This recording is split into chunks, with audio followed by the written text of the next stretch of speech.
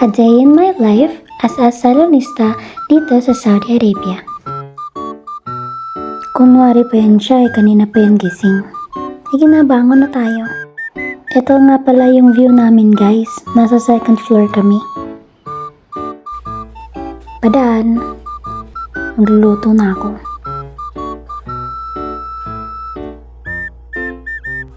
At syempre hindi natin makakalimutan ng tubig.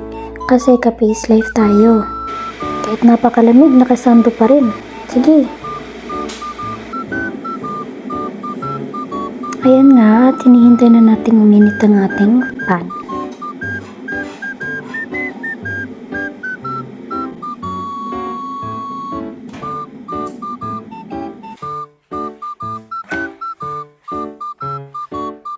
Akala mo talaga kagaling magluto. Ayan, basag. One hand pa kasi. Hugas na lang tayo.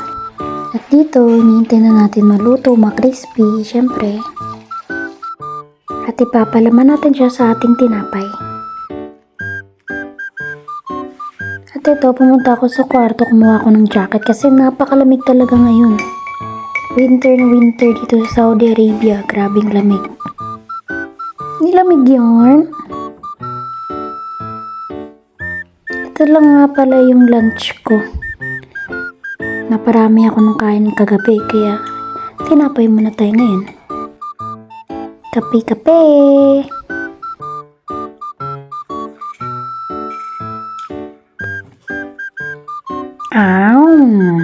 Sarap yarn!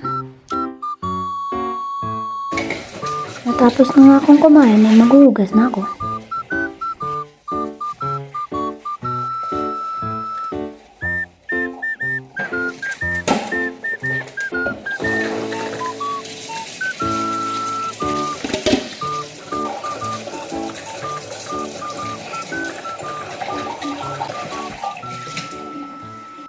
At syempre, skincare tayo. Lagay lang tayo ng moisturizer para hindi dry ang ating face. Kasi dito sa Saudi Arabia talagang magdadry talaga yung balat mo. At saka sa susunod, lagay tayo ng sunscreen. Kasi kahit na malamig, mainit pa din sa labas. So, kailangan talaga ng protection sa sun.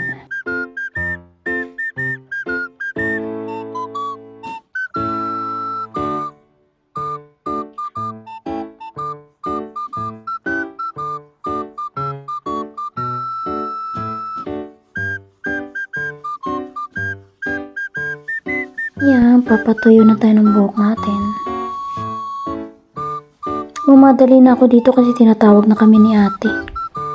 Dali-dali na talaga ako na nagme-medyos nito kasi nga, tinatawag na kami ni ate Irene. Magic suklay lang, ganun. 4 na suklay. Okay na yun. At syempre, magpapabango tayo para hindi naman tayo amoy itlog. At ito na nga, paalis na kami. Kaya bye-bye, thank you sa pagnood.